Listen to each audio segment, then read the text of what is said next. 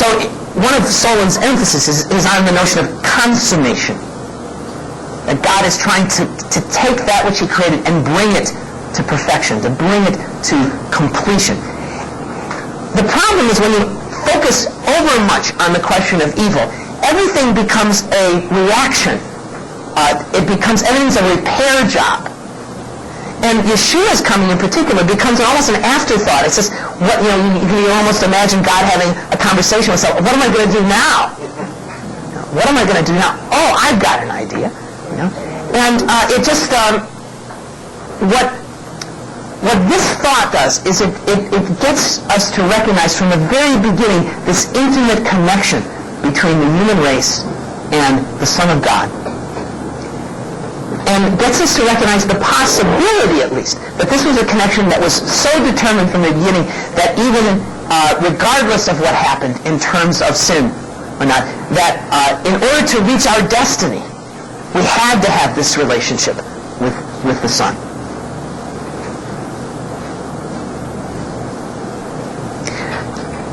Such a view, I think, finds some support in 1 Corinthians chapter 15. In 1 Corinthians 15, verse 42 through 50, there's a very striking couple of verses in which Paul makes the comment that the first Adam was a living soul, mortal, perishable, and the second Adam became a life-giving spirit. The interesting thing there is he's talking about Adam before the fall. He's talking. He actually is quoting or alluding to a verse in Genesis 2, before Genesis. He's saying that there's something about the way Adam was created from the very beginning, which was inherently and intrinsically capable of dying. He was perishable. He was mortal. We sometimes tend to think of having the image of Adam in the first parents as created already totally glorious, perfectly righteous, and then falling from this exalted position. But another perspective, and one which I think has a lot to go for it, is to see Adam as created with a capacity for glory, a capacity for this ultimate greatness, but also with other capacities as well.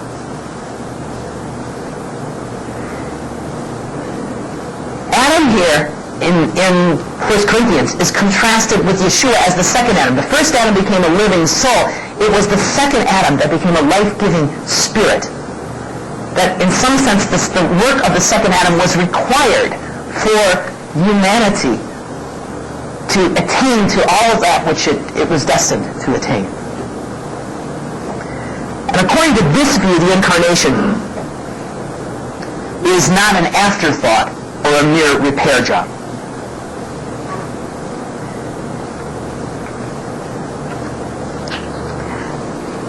Now, I'm going to take a little break here for some discussion. What I wanted to be doing in the next section, I just want to point ahead a little bit here, is I've been talking a lot about humanity and what we need to do, and we're going to be doing now and in the coming sessions, is to see now how this connects up with God's purpose for Israel.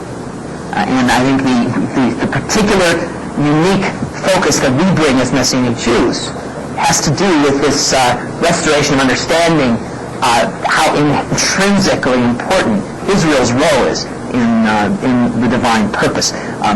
But this is where I think we need to start, is in understanding something about humanity. And part, again, of what I'm trying to assert about the nature of Messianic Jewish theology is that throughout, Israel and Messiah are the two great themes. And neither of them can ever be an afterthought. You can never just tag on Israel, but you can also never tag on Yeshua. I think we need to have a theological perspective which is both truly centered, of course it's centered upon God, but in which Yeshua is there through and through, and in which Israel is there through and through. Okay, some time for some discussion. Okay, we'll start at the front and work our way back here. Two questions, Mark. The first question is it accurate to use the term pre-existent Yeshua? Because in my mind, Yeshua came into being at a specific point. Exactly. Okay, so we're on the same page. Well, you just comment. Yeah, I think the idea of pre-existent Yeshua, I think in many ways it isn't inaccurate if the way you understand it is fully Yeshua as he was, pre-existent.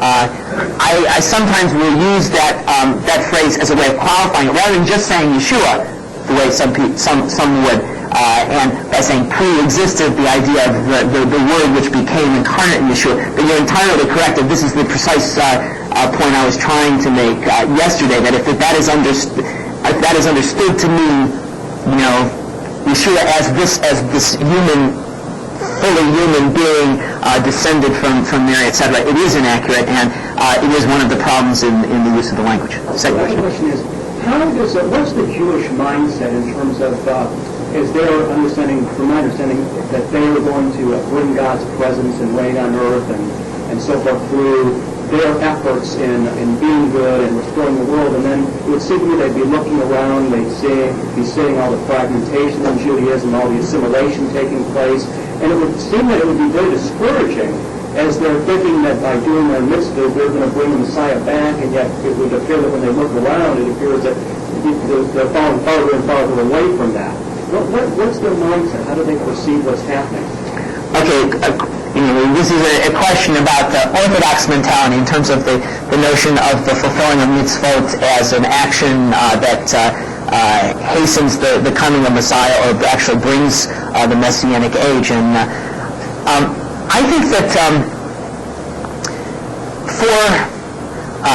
for most Orthodox Jews, if you think about it in terms of the present situation, on the one hand, the Jewish world, you might say, has become more and more secularized, more and more Jews assimilating and involved in actions that an Orthodox Jew would consider to be quite evil. On the other side is that the Orthodox can sometimes have their own remnant mentality. You'd be familiar with the remnant mentality. We sometimes have a remnant mentality as well, and they're the true ones. And all it takes is a few. You have the legend of the 36th Tzaddikim, the 36 righteous ones. The idea that there are these 36 hidden Jews or hidden people around the world who, their identity is totally unknown. They're humble people and whatever, but because of the depth of their piety and devotion, the whole world is preserved because of them. So that numbers is not crucial. But on the other side, in addition to that, from an Orthodox Jewish perspective, while yes, lots of Jewish people are going in one way, also at the very same time, Orthodoxy is being revived and is stronger than it's been in decades.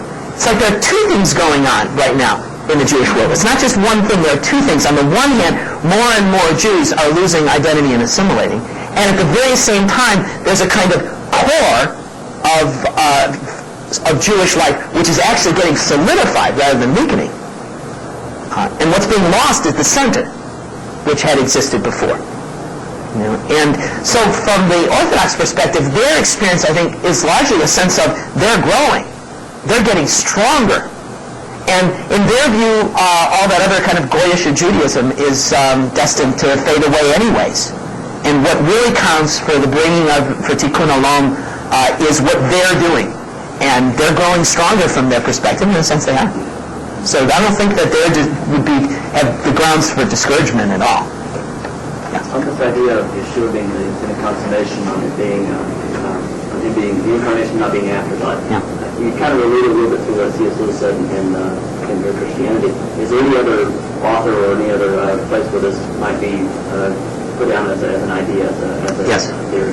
Well, once again, you could look the writer who initially talked about this is Duns Scotus, who was a great medieval Franciscan theologian, I believe from the 14th century. And the place to go, if you want to pursue this a little bit, is to look at Solon. He has 2 or 3 or 4 pages where he's talking about this. And he may have some specific references to things in Duns Scotus that you could trace down. And I think there are some other modern theologians who pursue this as well. It's possible that Karl Rahner has done this, but again, Solon would have the references that I think could be of most value. Yes. You mentioned the scriptures in 1 Corinthians 15 that's about putting on immortality. There's a couple other places where it talks about in the physical mind we also be changed. Right, that's right. It also talks about becoming a new creature, a new body. In Jewish thought, Kabbalah or otherwise, it talks about actually becoming a new creation, completely new, rather than just having one day just reaching that glory and right. Kabbalah. Right. Okay. Question about the notion of new creation. Of course, the term itself, in terms of new creation, is used.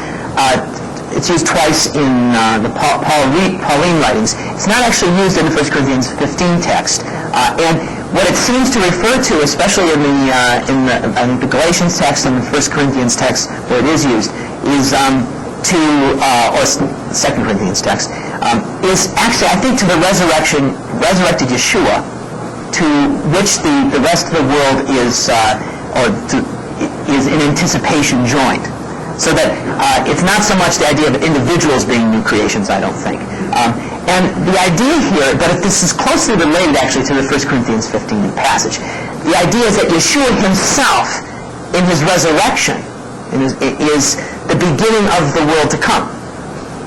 And that the sense of new creation is very much the idea of a renewed creation, a renewed world. And in many ways, the whole notion of the resurrection from the dead in itself inherently has this idea, even if whether or not the term is used.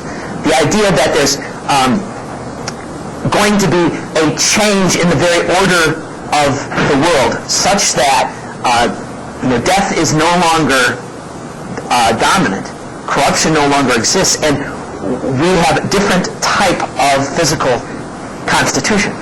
And this is very much an important, crucial dimension of rabbinic thought.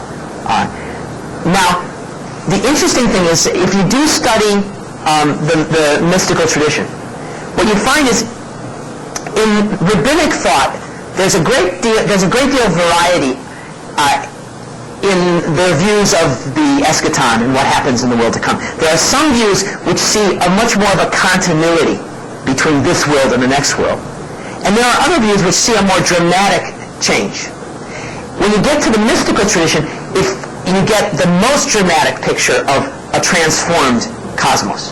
And so, again, when it comes to certain elements of eschatology, it's the mystical tradition of Judaism which is closest to Messianic tradition. And the reason for that, I think, is that what happened in the mystical tradition is it was drawing upon the apocalyptic tradition of the Second Temple period, which had kind of gotten submerged in the earlier rabbinic period. And gradually, that apocalyptic tradition of the Second Temple period begins to reemerge in Jewish life. And partly, I think it was safer when immediately after Bar Kokhba, when the Mishnah is being gathered, there's, I think, a desire among the rabbinic authorities to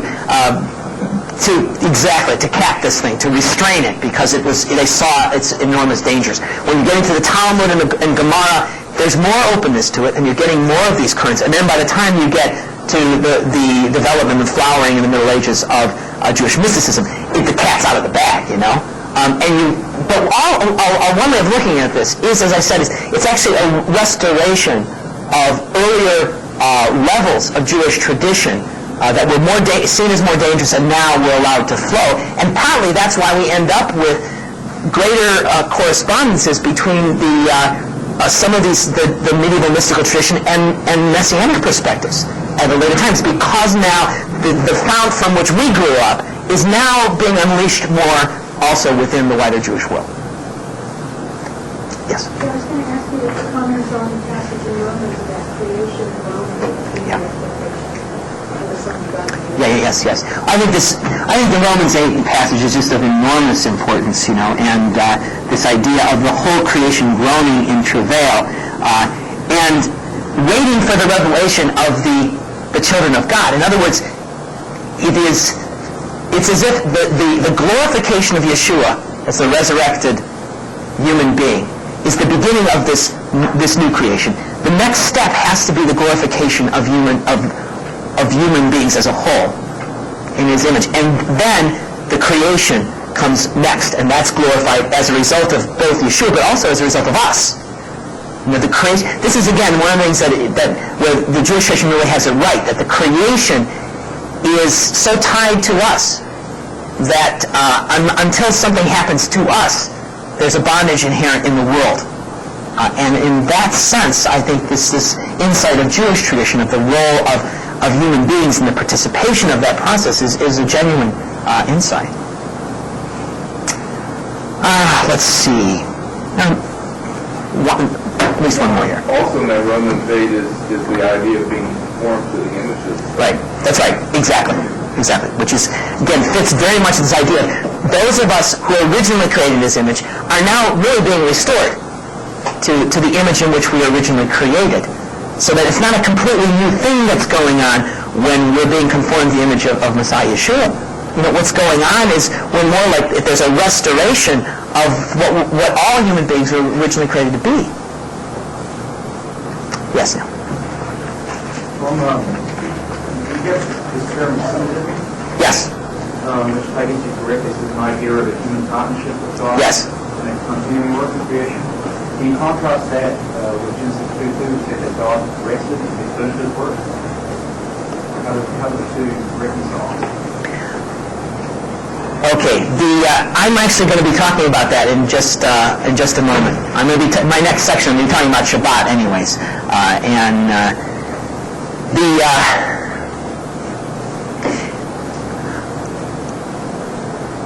Yeah, I think I want to pick that up. If I don't answer that in my next section, then get my attention in the next discussion time and ask me the question again. Okay. Let me think here for a second about how I want to do this.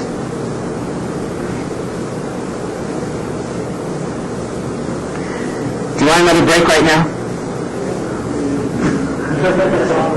Actually, never. This is the type of thing should never be put up for a vote.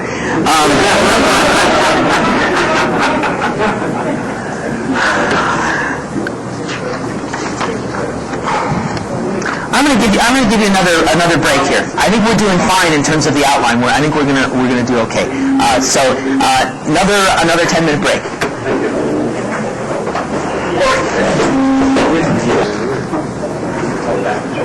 This next section is of great importance for us, I think, as Messianic Jews.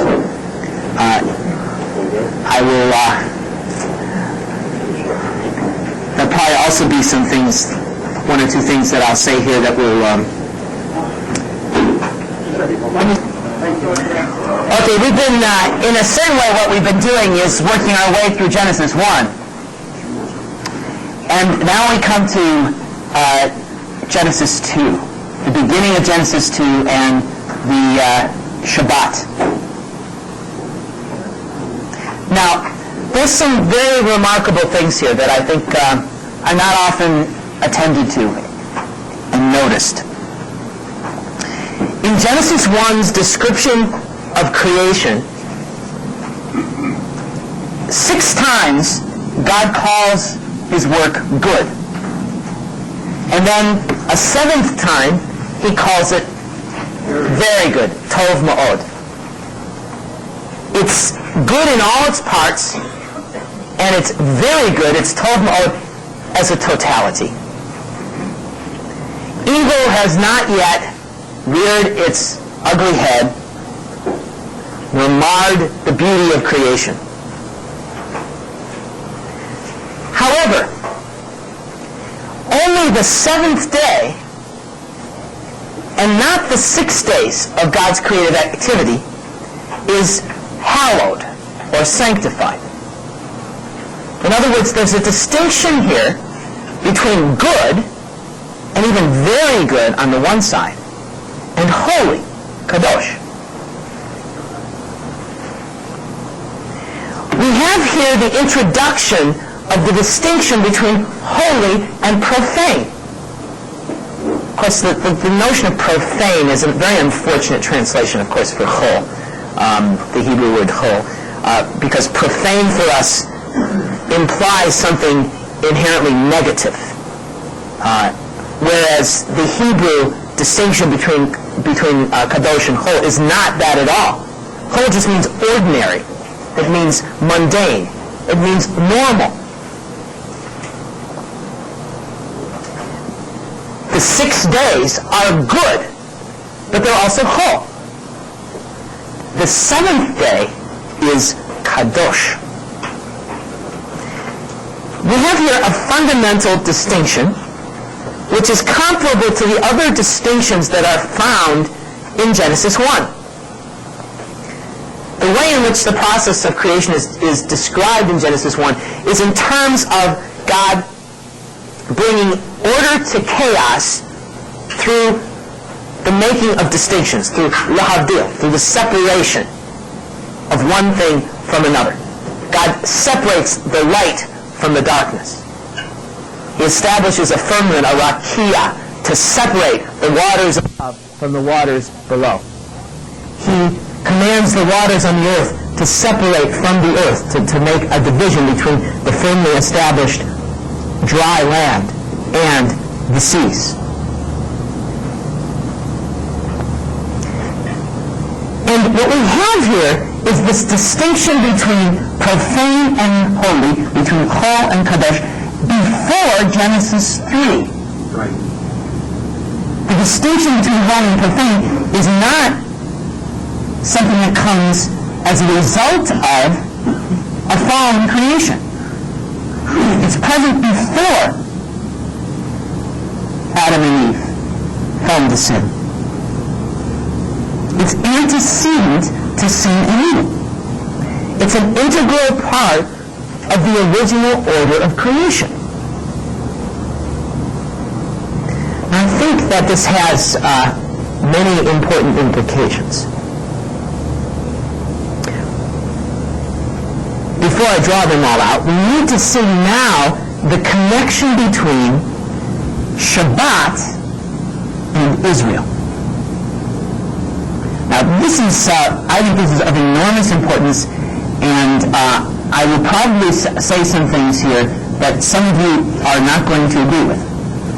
And I say this quite knowingly because I continually find that my view on these things is not necessarily the dominant view of the Messianic Jewish world, but I'm going to argue for it vociferously nevertheless.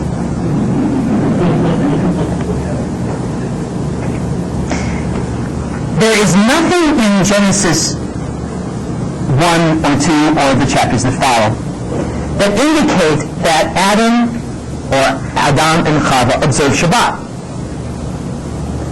What we're told in Genesis 2 is God observed Shabbat. God observed Shabbat. There is no commandment given to Adam to observe Shabbat.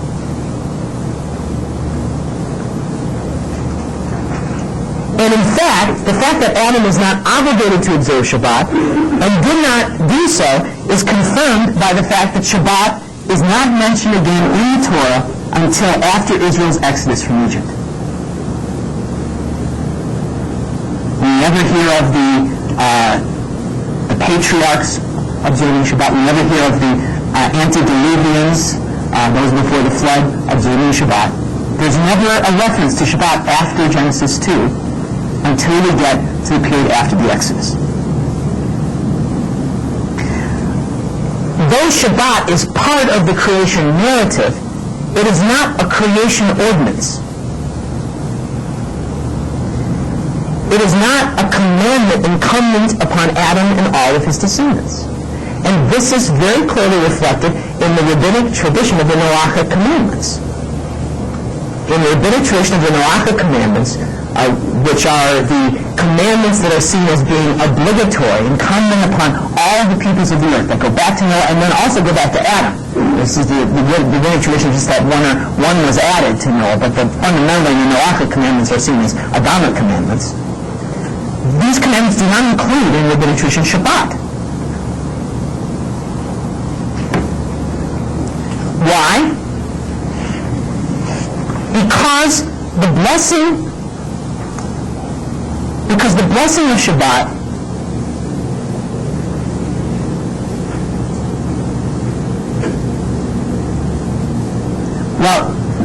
I'm going to say a couple things, but I anticipate what I'm going to say later on. Initially, what I would say is why the fundamental reason is Shabbat is for Israel. Shabbat is for Israel. But I need to lay the groundwork for this. The blessing of Shabbat in Genesis 2 represents the consummation of the creation, which would only be possible after human beings had developed and reached maturity. In other words, Shabbat in Genesis 2 represents God's rest and points forward prophetically, you might say. It points forward to what God intended for the world. What God intends for the world is not just that it be good, not just that it be very good, but that it be holy, kadosh.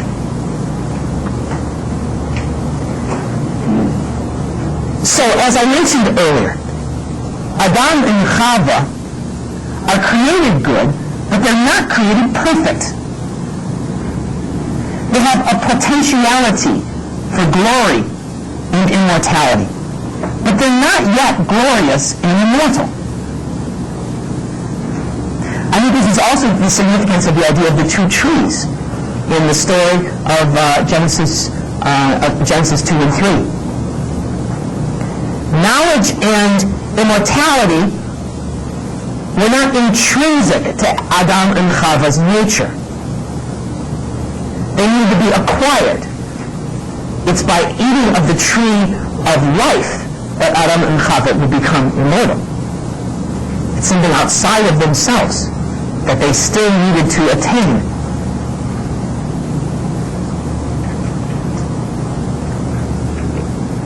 Shabbat only becomes a human institution after the Exodus and in connection with Sinai. It becomes a human institution in connection with Israel's national constitution. It coincides with Israel's calling to be a holy people, an Am Kadosh. Israel at Sinai is given its fundamental commission, and that fundamental commission is to be an Am Kadosh, a Goy Kadosh, a holy nation, a nation set apart in a unique way for God.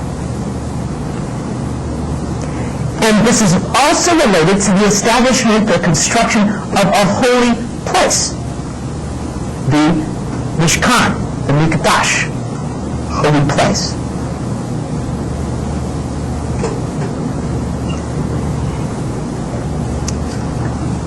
Solomon, in talking about Genesis 1 and 2, says, God's Sabbath blessing forms the true climax of Genesis 1 and simultaneously points forward to God's history with Israel. For it is there that God's Sabbath will first be commanded and observed. And later on in Exodus, Shabbat will be called a sign of the covenant that God makes with Israel. Just as circumcision is a sign of the covenant, bris milah, so Shabbat is an oath, a sign of the brit that God makes with Israel.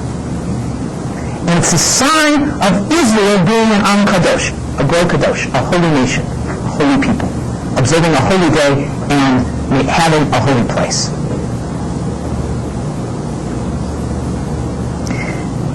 Therefore, we can say something about Israel that's also true of the incarnation. Israel's vocation is not just a repair job. This is point I was trying to make about Yeshua. Yeshua's coming is not just a matter of a repair job. Instead, the creation of the people of Israel, the establishment of the people of Israel, is a step in the process of the consummation of the world, an essential step.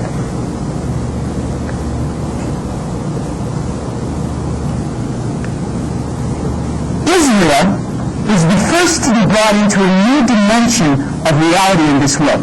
Israel is to be brought from Tov to Kadosh, from Genesis 1 to Genesis 2, from goodness to holiness. And this is the significance of the Havdalah prayer. In the Havdalah prayer, we say a bracha to God who creates day and night, holy and profane, Kadosh v'chol, Shabbat and the 6 working days, and Israel and the nations. This is not a knock against the nations, just as it's not a knock against the 6 working days. It is a statement of the divine purpose in singling out Israel as those that would be the vanguard entering into the next stage of God's purpose for His creation.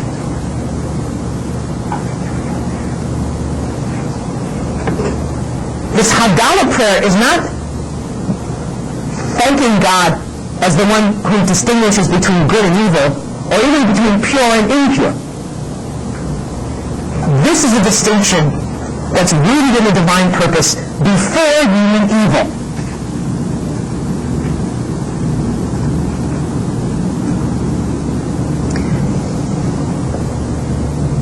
How do we understand this more in terms of creation and consummation? Shabbat is more than an institution.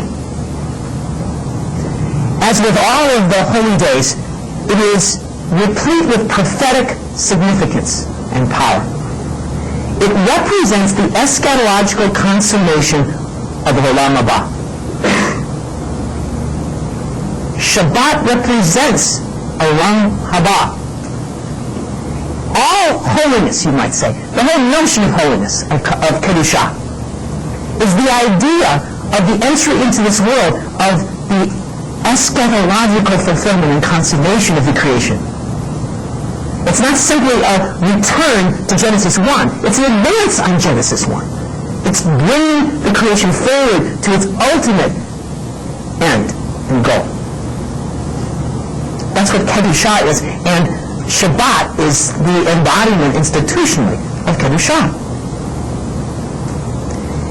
In Birkat HaMazon, the grace after meals for Shabbat, we add the line, may the All-Merciful cause us to inherit that day which will be entirely Shabbat and rest in life everlasting.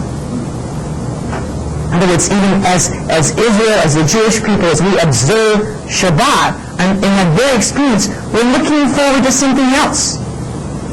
We're looking forward to, we're even praying on that day that this experience of Shabbat might itself be just the beginning of something that we can experience soon, the fullness of Shabbat in Olam Haba.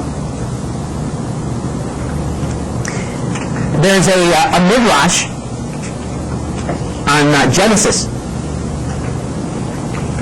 which goes like this. There are 3 incomplete phenomena. Another translation would be a partial realization of a complete experience. That's the Fuller translation of Jacob Musner. There are 3 incomplete phenomena, or partial realizations. First of all, the incomplete experience of death is sleep. This was experienced more vividly, I think, in the past. But there's a sense of when you are giving up conscious life and entering into sleep, that it's a kind of anticipation of what death will be. And also this is why the traditional Jewish prayer for rising in the morning is like giving thanks to God for restoring your soul, and it's like, just as every day is a new creation, so every morning is like the resurrection of the dead. So sleep is seen as a kind of partial realization of the full reality of what death is. Also, this is why in New Covenant scriptures we have the notion of falling asleep as a kind of euphemism for death. Okay, we have three incomplete phenomena or partial realizations. The incomplete experience of death is sleep. The incomplete form of prophecy is the dream. And the incomplete form of the next world is Shabbat.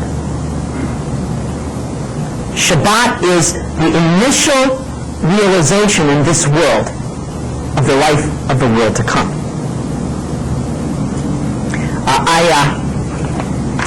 I was at a scholarly conference a couple of years ago, a few years ago. These are conferences which bring together Jewish and Christian and secular scholars of the Bible in some very fascinating discussions. And there was one discussion of a notion that's found in, especially in biblical scholarship that focuses on the New Testament. And the phrase is realized eschatology. It became modified and sometimes is called inaugurated eschatology. The idea of realized or inaugurated eschatology is the idea that through the coming of Yeshua, something of the world to come enters into this world. And there's an initial taste or experience of the life of the world to come. I talked about this yesterday in terms of the Ruach HaKodesh, the gift of the Ruach as a tasting of the powers of the age to come.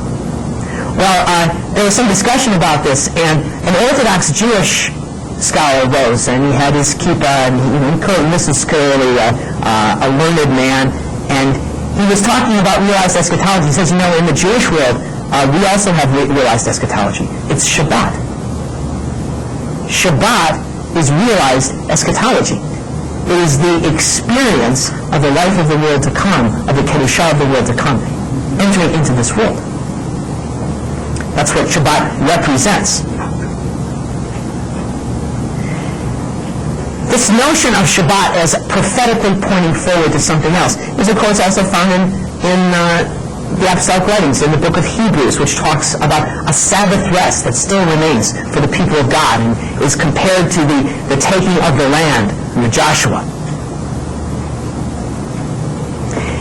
In fact, one of the images we have of the world to come, of Olam Haba, of the Messianic age at least, in the prophetic writings, is the idea of the age to come as that day in which Chol is swallowed up in Kedushah, in which that which is profane is entirely sanctified. We see this, for example, in the prophet Zechariah, chapter 14, where at the very end, after the lines talked about in Eleno, and where God will be one and God's reigning over all the earth, and it says on the bells of the horses in Jerusalem will be inscribed Kadosh Lashem, Kadosh Ladonai. That which belongs normally to the garb of the high priest, the Kohen Gadol, is now something that you find on the animals that are riding around in Jerusalem. In other words, the ultimate in Kedushah, in the world to come, is now something that is normal. It has become the norm. This is also the picture we get in Revelation, chapter 21 and 22. When it says there's no temple in the city, for the entire city is now equivalent to the Holy of Holies, with the dimensions, the cube, the perfect cube, which is the Holy of Holies, the ultimate in Kedushah.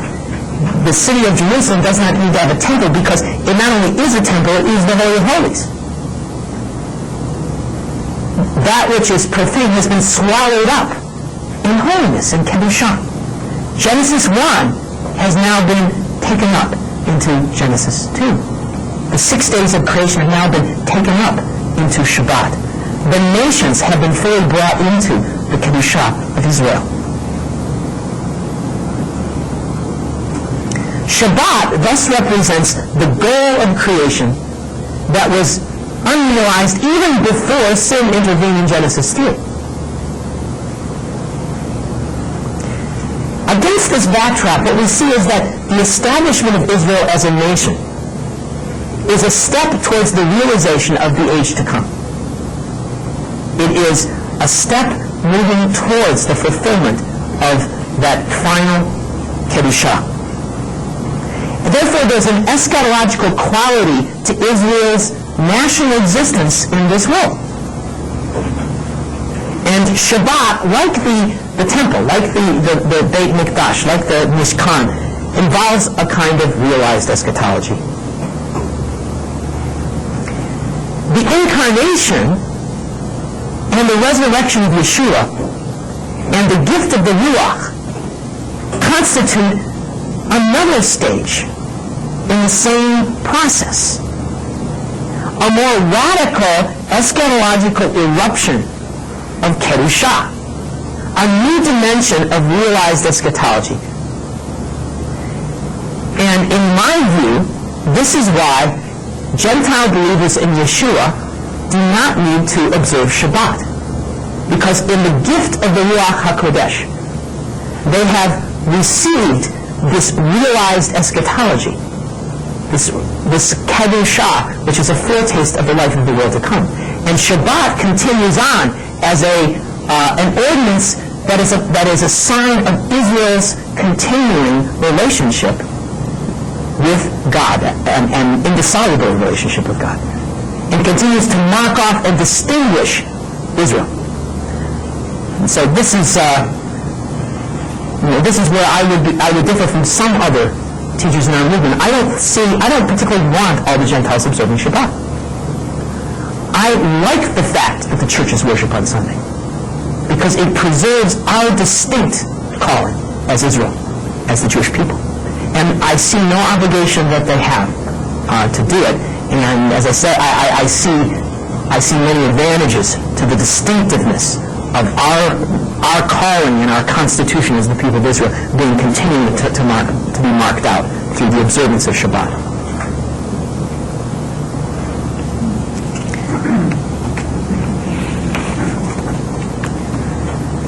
Okay, let's talk a little bit about that.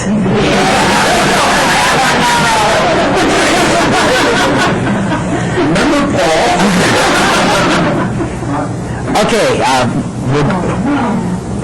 You said that you didn't have a problem, or you liked that the non-Jews worship on Sunday, but Shabbat isn't just worship.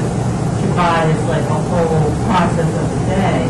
Right. And the Gentiles do not operate like that. What they do is not a Shabbat. Right. Exactly. They really don't have it. And that's one part. And the other part is somewhere I seem to remember that it says something along the lines of Yeshua is our Shabbat. Exactly.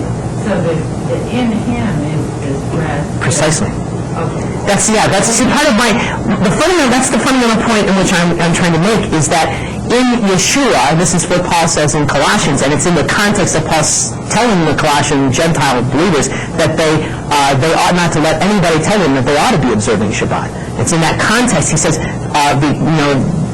Yeshua is the embodiment of this, and the gift of the Ruach is what, in enjoining us to Yeshua and enjoining the Gentiles to Yeshua, brings them into that eschatological reality that Shabbat represented. In terms of Gentile Christian observance of Sunday, I see in the commandment of Shabbat, I see in the custom of Shabbat some principles that are universally applicable. Just as I think there are many elements, many mitzvot, many commandments in the Torah that are specifically for Israel, which in their literal fulfillment are supposed to be fulfilled very literally by Israel, but which you can find underlying principles within them that are universally applicable and ought to be learned and benefited from by all. So, for example, in the institution of Shabbat, I think that there is a God-given wisdom about the benefits of having one day which is especially set apart, in which you're not doing your normal activities, and which is characterized by worship and by study and by gathering with others who are united to the God of Israel. I think that there's some principles there, but I don't think in the transfer of those principles to the peoples of the earth, I see no obligation for them for that to be associated with any particular day. I think they can do it on any day they want. I think that the strict adherence to this as a command, as a mitzvah, is for Israel. So I think that, that's probably enough said there. Okay. You want me to further back up? Yeah, that's fine. Good. So the initial question I had was on the idea of synergy. Right. This continuing work of creation, if I'm getting you correctly, what we just talked about, liking the long flowers, continuing work with logical fulfillment. Yes. Is that right? That's right. So you're not actually saying that creation, in the sense of a physical creation, that God rested, it was good, it was holy. Yeah? And then you're saying the eschatological fulfillment, all of that, to realize through the keeping of Shabbat? Well, in part, I think what I'm trying to say, perhaps, is that the whole point of the Genesis 2 narrative is to not say that there was a 24-hour period in which God sat down and did nothing, and before things then continue on, but that the whole text is a prophetic text, and that the whole text is speaking to us about the eschatological fulfillment, and that therefore, in terms of the Genesis 1 and 2, in a sense, we're still living in Genesis 1. We're living in a sense in the juncture between Genesis 1 and Genesis 2, and the work, in a sense, is not yet fully done. And yet, when we observe Shabbat as Jews, or as followers of Messiah, as we live in Messiah Yeshua and experience the eschatological holiness of Kedushah, we're anticipating, even now, in the sixth day, the fullness of the reality of the seventh day. But we're also continuing the work of God towards the full, the full consummation. And so that the point in which the work is completely done, I see it as being when Messiah returns. So looking prophetically, though, you've drawn obviously a distinction as far as Shabbat or Israel versus Shabbat nations. Yeah. Right? And I don't disagree with the distinction. Yeah. Is there a blessing for non-Jews who do choose to observe Shabbat? Okay. Who do see themselves with a little more positionally broken out and being observing a Messianic faith or alongside? Yes, good question. Yeah. Is there a blessing for them? Okay, yeah, the question is there a blessing for those Gentiles who choose to do this, even though with the understanding that they're not obligated to do so?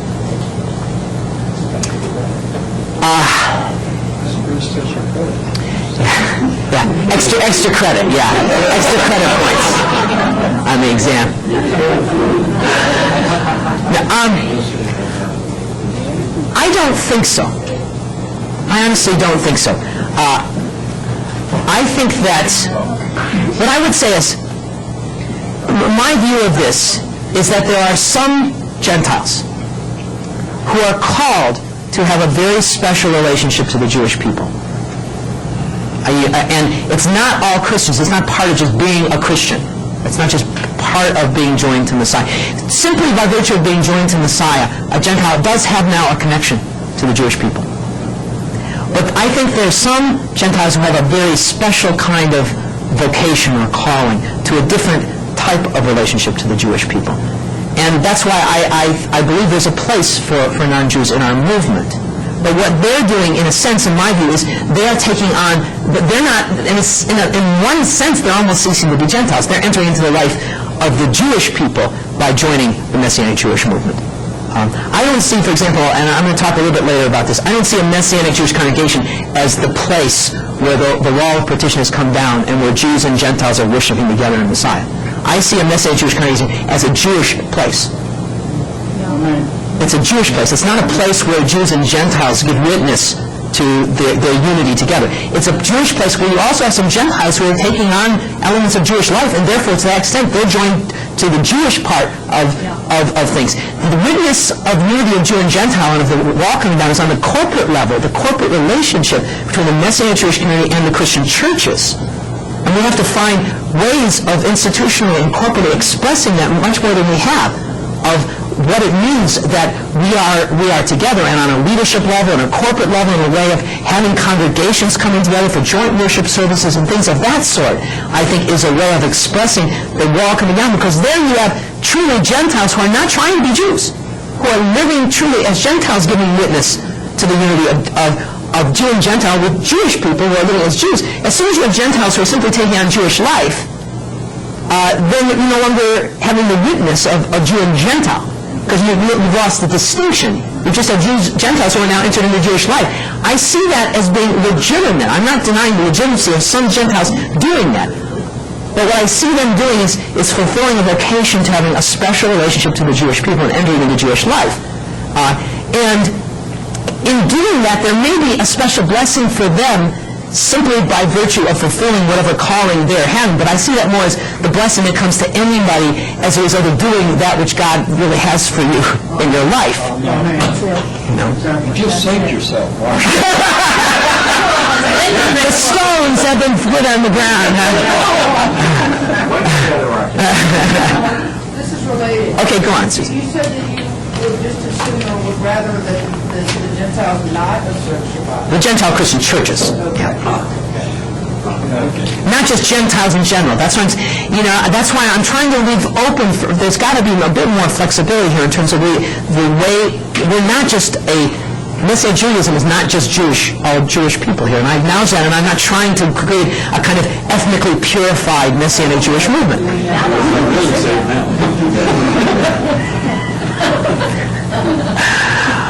Okay, your hand's been up for a while. I was going to say what you just said. Isn't that basically what Shaul did as far as the circumcision of the Gentiles? He kept the division between the Jewish nation Exactly. and the Gentiles. Exactly. See, what Rav Shaul was, he was the apostle to the nations. This was his role. His role was not, he had, in the Pauline congregations, you had some Jews who were there. But fundamentally, he was not trying to create Messianic Jewish congregations, nor was he trying to create the ideal manifestation of the relationship of Jews and Gentiles. He was creating Gentile congregations in which there were also some Jews there. And what was going on, and what Yaakov and Kepha and the others were doing among the 12, is they were establishing Jewish congregations in which, a circumcision was being observed and Shabbat was being observed. And of course there would have been some Gentiles there, just as there were some Jews in the Pauline congregations. And in the Pauline congregations, those Jews were going to have to make compromises in order to be part of them. And in the Jewish congregations of the movement, the Gentiles were going to be entering into the Jewish sphere of life. Yes. The slight problem that we have here, though, is that those congregations that Shaul was instituting and helping build in these Gentile cities, they were connected to and an integral part of the Jewish community and the synagogue in those cities. And it's very plain in Scripture that they were part of that. And it's almost like you're saying that, or like we're saying that Shaul was making this distinction that in the early believing congregations that there was this distinction of, well, the Gentiles can celebrate and do their stuff on other days, that's fine. But, you're Jewish over here in Jerusalem, so you need to do your stuff on Shabbat. It's almost like, I guess my question is that distinction in the Word of God? In such a way that you can say that historically it was done in first century believing congregations. Yes, I believe it is. I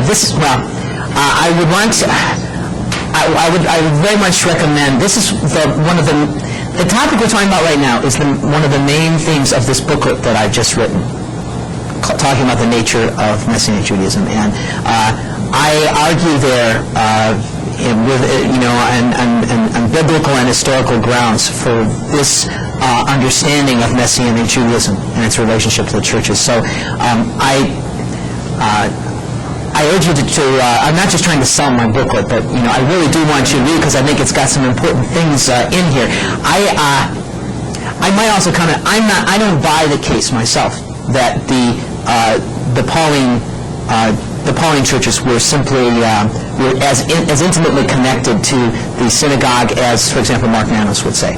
I'm not persuaded of that at all, and I don't think it's absolutely clear from the text of either of the writings of Paul or of the Book of Acts. I think there's a lot of unclarity here in terms of the way in which the actual relationships were lived out. But I think it's very clear that Rav Shaul not only did not encourage Gentiles to live as Jews, he discouraged it.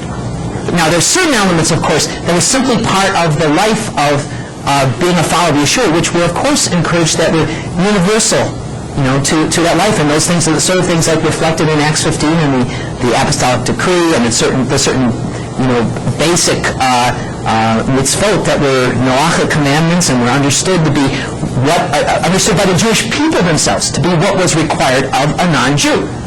And what the key thing is to see that there were some things like Shabbat that were not part of those requirements. Let's see how we're doing here. I'm glad you got to the end of that, Christmas. I fully agree that a Messianic congregation should be Messianic with Jewish character. I don't care what you were before you stepped in it, but we all know that there's this growing period. Well, nobody's quite sure what we are anyway. But there is a foot in the Christian churches today, the double covenant issue, where they're saying that we're not even supposed to have Jesus, and they're trying to institute that as canon so they can depose and kick out all of the Jewish leaders and all of the Jewish people, which wouldn't be such a bad thing. Maybe they'll come in as both to me.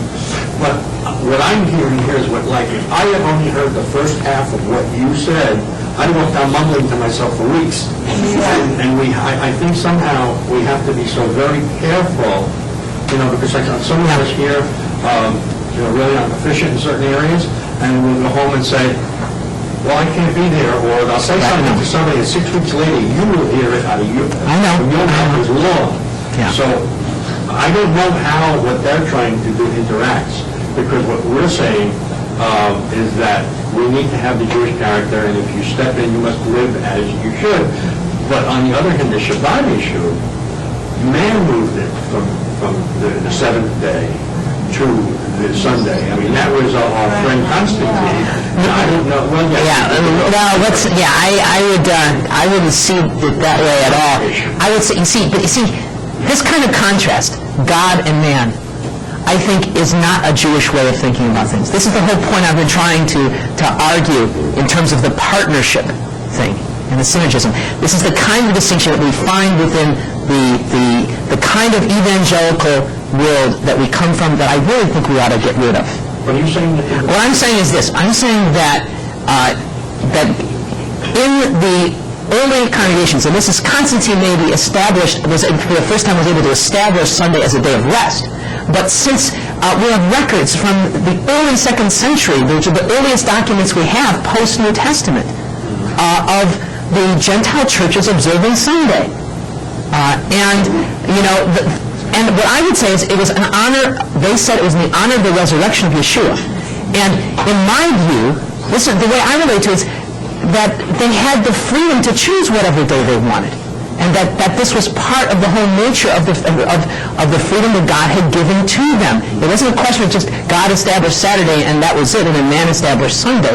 It was said, yes, God did establish Saturday for Israel, and He gave the freedom to the Gentile churches to be able to choose the day that they wanted. And that the resurrection day, in my view, Sunday, was already among even the Jewish believers seen to have some special character as a result of it being the day of Yeshua's resurrection. So the Christian churches need to come out of the churches and worship on Shabbat. Pardon me, say that again? The Christian churches should come out and worship on Shabbat. Okay, then your question is Jewish. Now, what I would say, this gets very tricky. What I would want to say is I don't want to make judgments upon Jews in the churches. And in some ways, but what I would say is that overall, for the Jewish people, if Jewish people are going to be able to live as Jews, they're going to, I think the only way in which they're ultimately going to be able to do that is within a Messianic Jewish context. You can try And I lived for 20 years and worked within a kind of an ecumenical Christian community context in which I had a small group of Messianic Jews who I was working with. I was living at this point as a Jew. I was telling some other people. I started laying tefillin and davening Shachrit daily around 1979 or 1980. And observing Shabbat and going to the local conservative synagogue because there was no Messianic congregation on Saturday, and then also honoring in special way Sunday. It was really hard. But the point is, it was possible for me to live as a Jew within that world, but it was so difficult. And it's so much easier now for me to do it within simply operating within the Messianic Jewish world. So I think that Michael Visegrad wrote a remarkable piece called "Letter to a Friend," and it was an article that he wrote. It was in the form of a letter written to a Jewish friend who had just become a Catholic, Roman Catholic. And what he did was he argued in this letter that his friend was still obligated to live as a Jew, even though he had become a Catholic.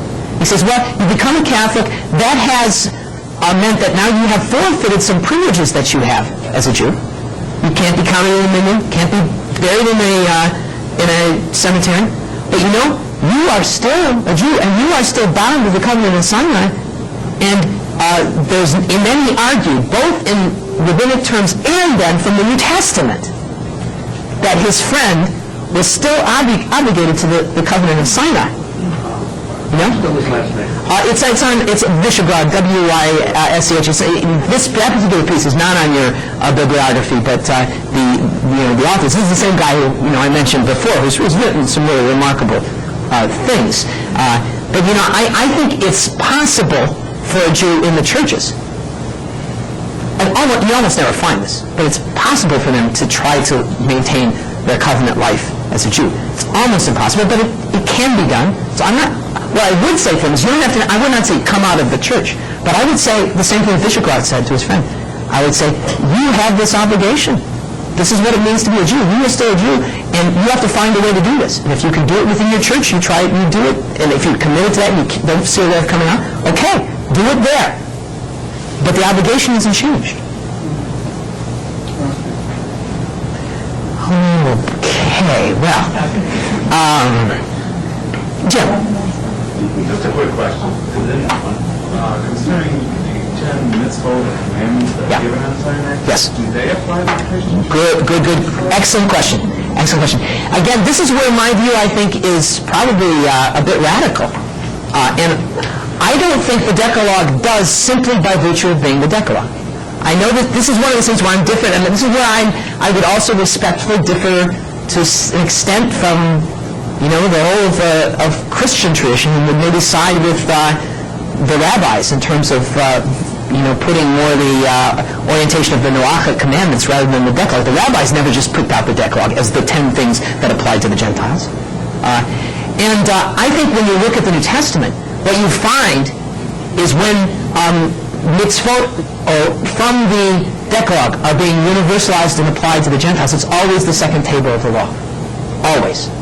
When Rav Shaul in Romans and other places gives lists of commandments that are being treated as being the universally ones, it's always, you shall not kill, you shall not steal, you shall not bear false witness, and you never find them listing things from the first table of the Torah. Now, obviously, there are some elements from the first table that are universally obligatory, and we're seen also as part of the Noachic commandments, idolatry, etc. But I think the idea of saying, because the commandment of Shabbat is in the Decalogue, and therefore then you make the leap. The Decalogue, of course, are universal for all the churches. Therefore, and I don't see that logic, because I don't accept that the Decalogue is intrinsically something that's universalized. I see it's the fundamental statement of the covenant between God and Israel. And in some of its elements apply, and some of it don't in the same way, particularly to Shabbat, except in its prophetic sense. Okay, I'm going to need to stop here and move on. I'm not surprised at that discussion. I was prepared. I came wearing my bulletproof vest.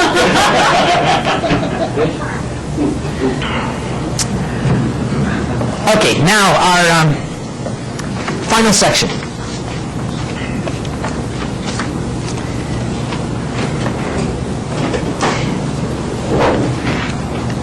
What we have here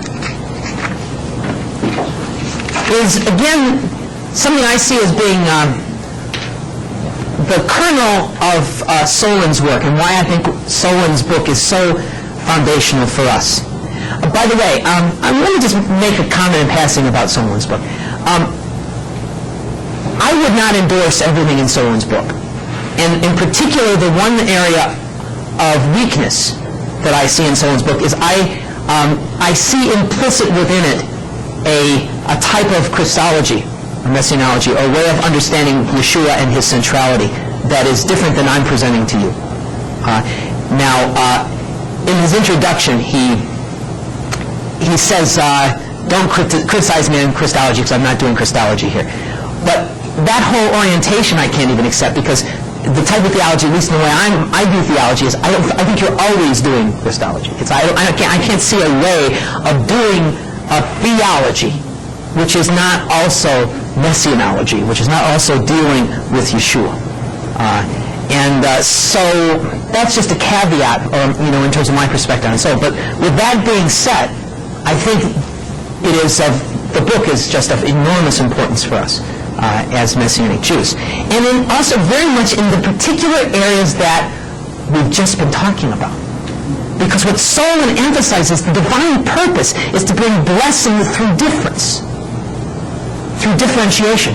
This notion of an economy of mutual blessing, of parties that are truly, authentically other from one another, and yet bring blessing to one another.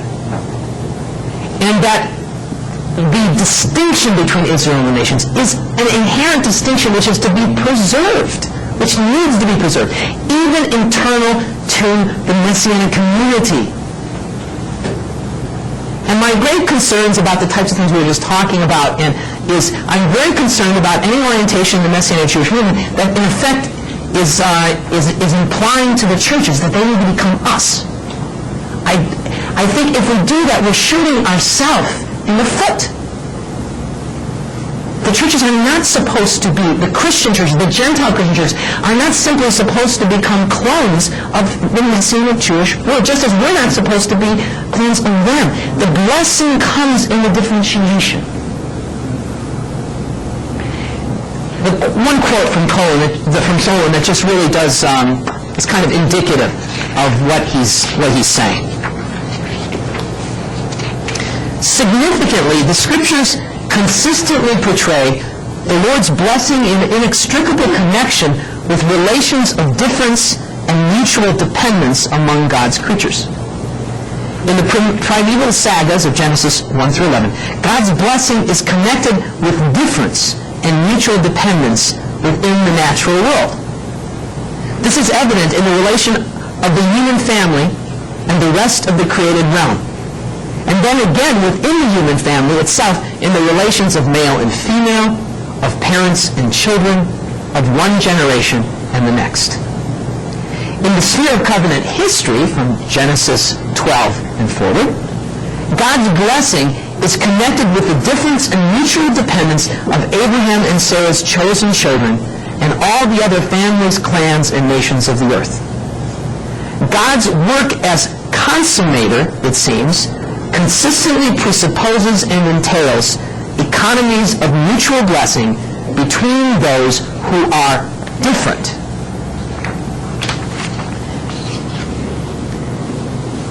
Now, to go further, what I would also want to say, based on what we did yesterday, is that divine differentiation is in fact the archetype of created differentiation. In other words, that the differentiation inherent in the world itself is a reflection of that rich inner differentiation of God himself, the way in which we see it in Kabbalah and the way in which we see it in the New Covenant representation of God. 1 Corinthians 11, chapter 3 says this: Messiah is the head of every man, and the husband is the head of his wife, And God is the head of the Messiah. Now, what is being said here? What's being said here is that the husband-wife relationship, with its order, its differentiation, and I would also argue with its unity, with its love, with all that is entailed in it. The husband-wife relationship, which itself is like the paradigm in Scripture for male and female, the male and female differentiation relationship, corresponds to the God-Messiah relationship, to the relationship between God and Messiah. And here I think it's not just, it's really talking about the eternal relationship of God and the Word, the Father and the Son, or as Paul would talk about it, Elohim and Hashem. That this relationship within God Himself is the paradigm for what is in fact maybe the paradigm of all human differentiation, husband and wife. We have common nature, we have equality, we have love, and yet we have differentiation and we have order. Or on the other side, we have the Father-Son imagery applied to God in Yeshua, the most common imagery of God the Father, God the Son. This is paradigmatic of the relationship between parents and children. Especially the relationship between father and son as it was lived out in the first century Mediterranean world, where the model is not of the child. We tend to think of, when we think of father, son, or parent, children, in our world, you see the kids are close while they're in the family, and as soon as they become adult, they fly the coop, and they have their independent life, and most likely they live 2,000 miles from you. That's the way it is today.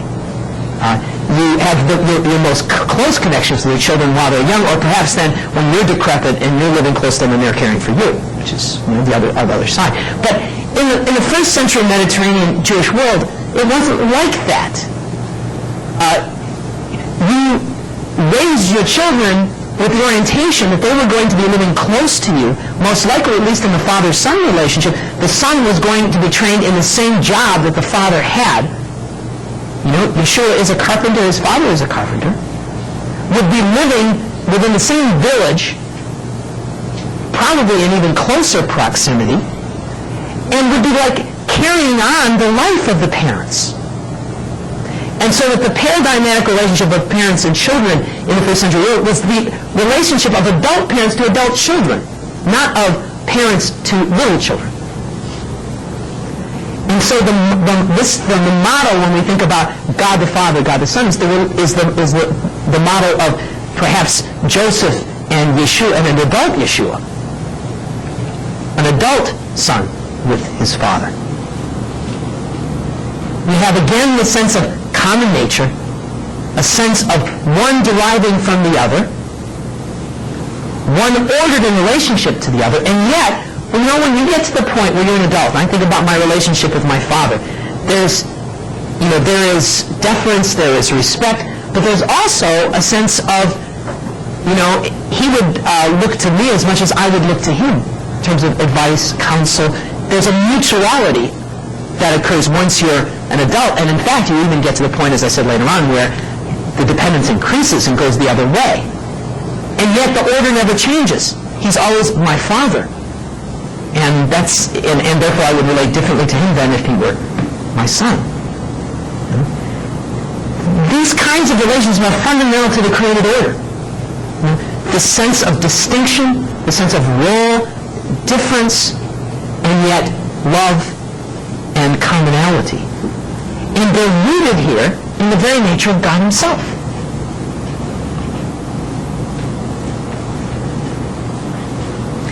So in this perspective, we could look in fact at Genesis 1, which talks about humanity being created in the divine image. And we could even say and suggest that the divine image is a corporate reality and not just an individual reality. I think it's significant that it's Adam who represents the whole human race that's created in the image and likeness of God.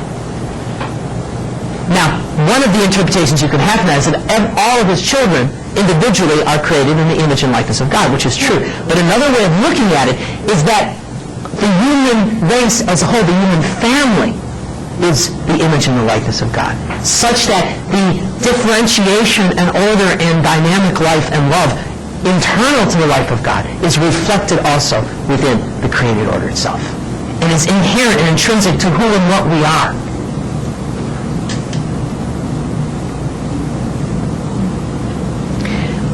When we then come to the notion of national differentiation, Israel and the nations.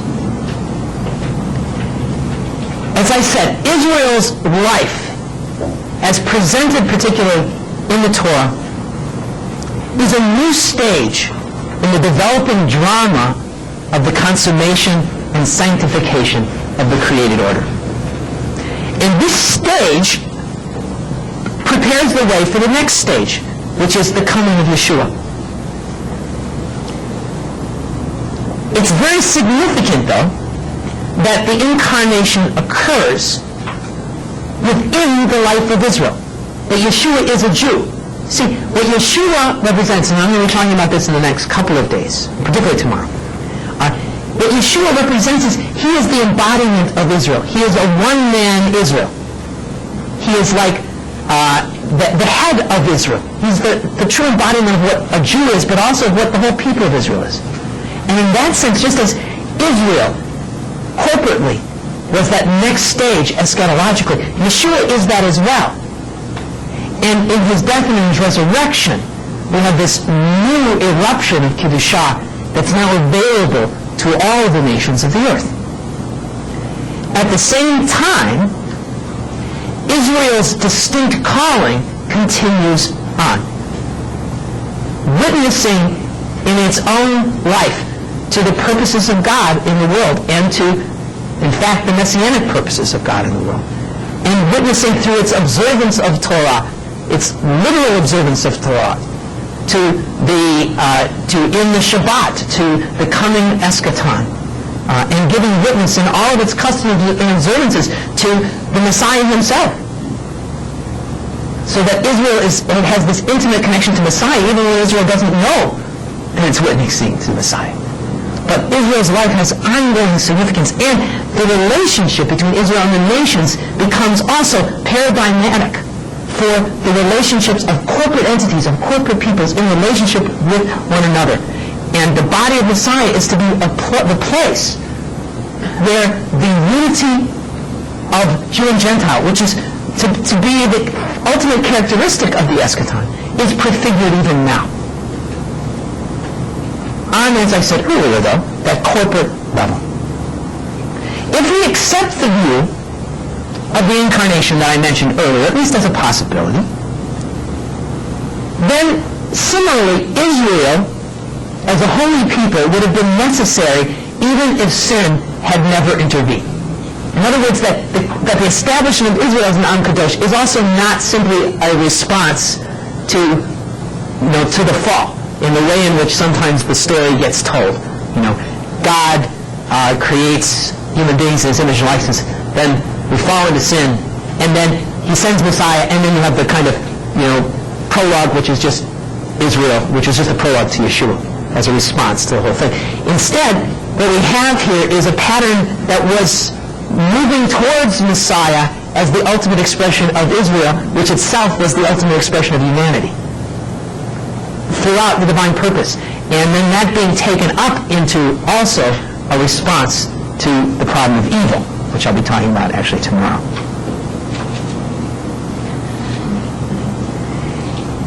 If we then accept all of this, the heavenly man needed to be born of some family, tribe, or people. And it wasn't just going to be it's not a coincidence that he was born a Jew. He's born of the people of Israel, the people who had already begun that new stage in the divine purpose of bringing Kedusha into this world, of bringing the world from Genesis 1 to Genesis 2. Okay, now time for final discussion, and if you're also exhausted that you don't have anything to say, we'll even end a little early, believe it or not.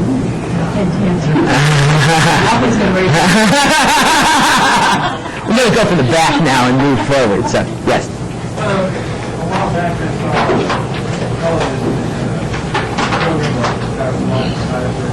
Kinzer and Dr. Rabbi, where having a discussion where Dr. Rabbi was saying that Yeshua, that he was had a unique view I've never heard. Yeshua was the Messiah of the Gentiles. And not the Messiah of the Jews. Right. He was the Messiah of the Gentiles. That's right. And he was an incarnation. How does that fit? Okay, yes, good question. Yeah, this is a view that has existed for a while among some Jewish people. This idea of Yeshua as the Messiah, but only as the Messiah for the Gentiles. It's kind of the Jewish view that corresponds to the thing you were talking about in terms of dual covenant theology. You know,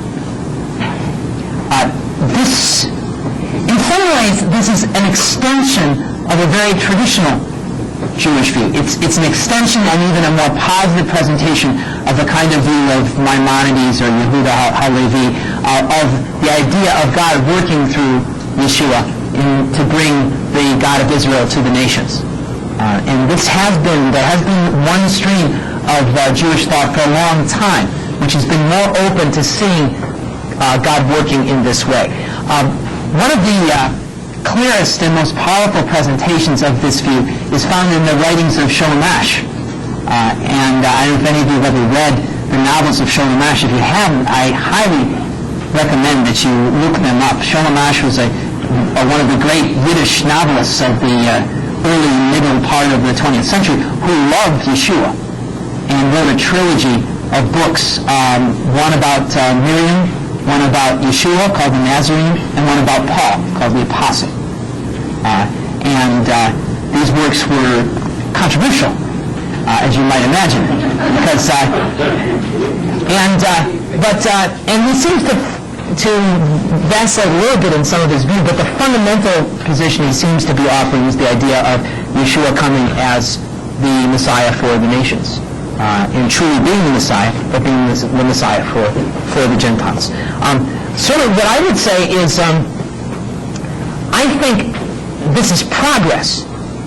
I mean, really, sometimes the approach we take is always a kind of all or nothing way of relating to things, which I think is a bit problematic. For example, let me just give you an example. This is a bit of a digression, but we've got time for digression. So, I'm sure many of you read the Dennis Prager article in Moment magazine, in which Dennis Prager had this creative new idea of, basically what Dennis Prager said was, look, it seems like we've really failed as a Jewish community in dealing with these Messianic Jews.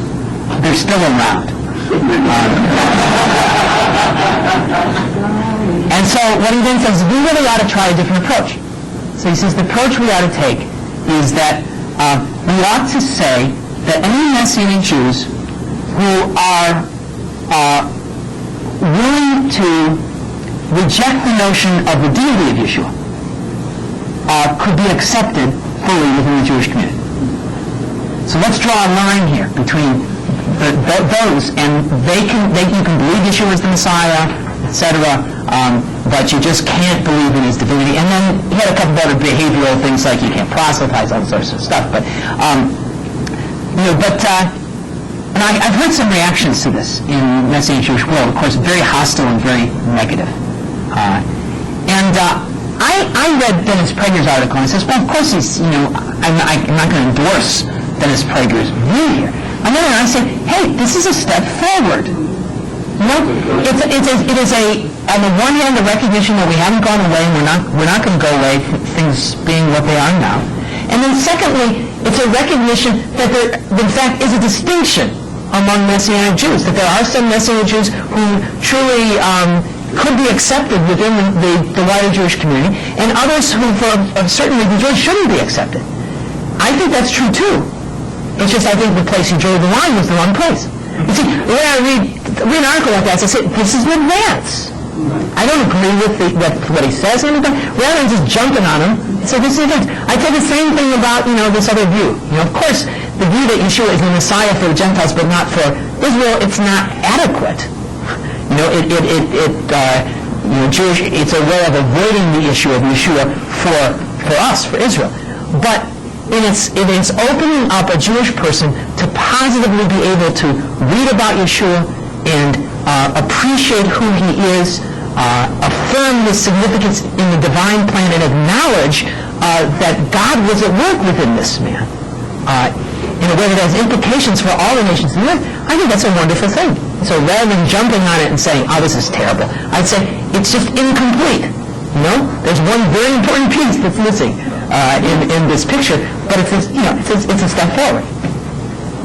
Yes? Where's the idea comes from that there would be a Messiah to the Gentiles? I mean, that's like a totally different concept. Yeah, there's not. It is simply an attempt, and I think a reasonable one to.